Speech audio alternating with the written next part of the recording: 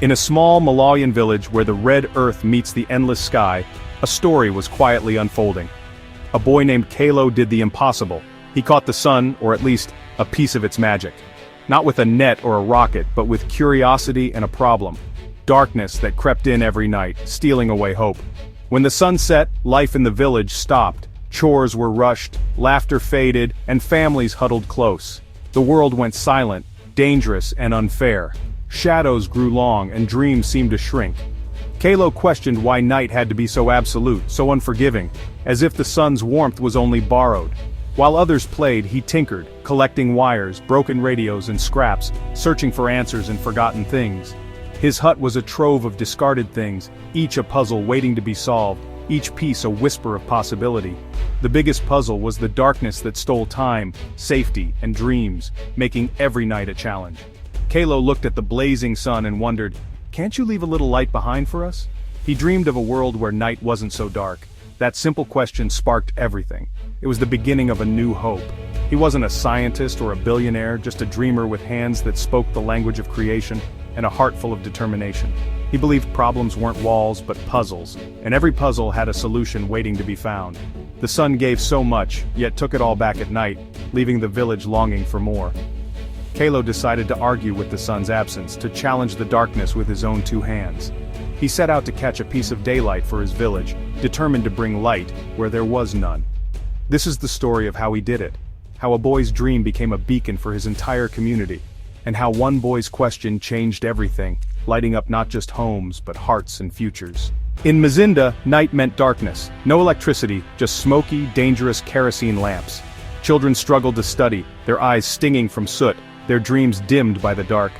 The night isolated families, made every step outside risky, and forced impossible choices between food and light. Women and girls felt the danger most, every trip outside fraught with fear. The village was vibrant by day, but at night, it became a collection of lonely islands. Kalo saw his sister squinting over her books, heard stories of injuries, and felt the injustice. The sun gave them energy for free, yet they paid dearly for a weak, toxic light at night. He knew there had to be a better way. Kalo's idea didn't come in a flash, it built slowly, piece by piece, just like the gadgets he loved to tinker with as a child. Every invention he made was a puzzle, and this one was no different. He watched sunlight focus through glass, tracing the path of every golden beam as it danced across his table. He saw how a simple plastic bottle could bend and scatter light, turning something ordinary into something magical. He remembered stories of solar panels, how they could turn sunlight into power, bringing light to places where darkness once ruled. But solar panels were out of reach for him, expensive, rare, and far from his small village. He had to invent with what he had, using scraps and imagination. The sun was abundant, pouring down every day, but the real challenge was how to store its energy for the night, when it was needed most. One day, while rummaging through discarded electronics, he found a cracked solar cell, a dead phone battery, and a tiny LED bulb. Alone they were just junk, forgotten and broken. But together, in Kalo's mind, they sparked a vision, a possibility that no one else could see. What if the solar cell could charge the battery during the day, and then the battery could power the LED by night? It was a simple idea, but it could change everything. He pictured a simple, beautiful machine, a sun you could hold in your hand, bright enough to chase away the darkness.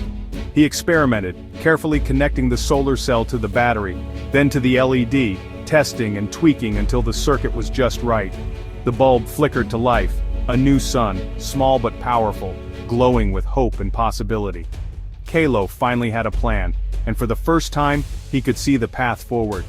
He would build a light that didn't need kerosene, didn't need the grid, just the sun, a battery, and a dream. The pieces were ready, and Kalo's heart raced with excitement. He was about to bring light where there had only been darkness. It was time to build the sun in a jar, a beacon of hope, born from scraps and a spark of imagination. Kalo's workshop was the dusty ground outside his hut. He found a glass jar, cleaned it, and imagined it as a vessel for light. He soldered wires to the solar cell using charcoal heat, connected it to the old phone battery, and wired in the LED. When he completed the circuit, the LED shone with clean white light. He assembled everything inside the jar, mounted the solar cell on the lid, and sealed it with tree sap. The LED pointed down, ready to cast a wide circle of light. He called it Mwinda, light. Place it in the sun by day and it would glow at night. No switches, no smoke, no danger. A light sensor made it automatic. Built from scraps, it was foolproof and practical. Kalo held the finished sun jar, heavy with hope. It was more than glass and wires, it was a promise, a sun that wouldn't set. Kalo tested the sun jar at home, his hands trembling with anticipation as he made the final adjustments.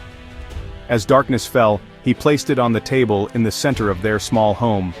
His family watched, skeptical but curious, unsure if this strange device could really change their lives. The sun set, and the jar flicked on, filling the hut with bright, clean light that seemed almost magical in its clarity. No smoke, no flicker, just pure illumination. For the first time, his sister could read her book without straining her eyes, and his father could work late into the evening, unbothered by darkness. His mother's eyes filled with tears of joy and disbelief. News of the miracle spread fast through the village. Neighbors gathered outside, doubting the stories they'd heard, but drawn by curiosity and hope. Kalo brought the sun jar outside for all to see, his heart pounding as the crowd pressed closer.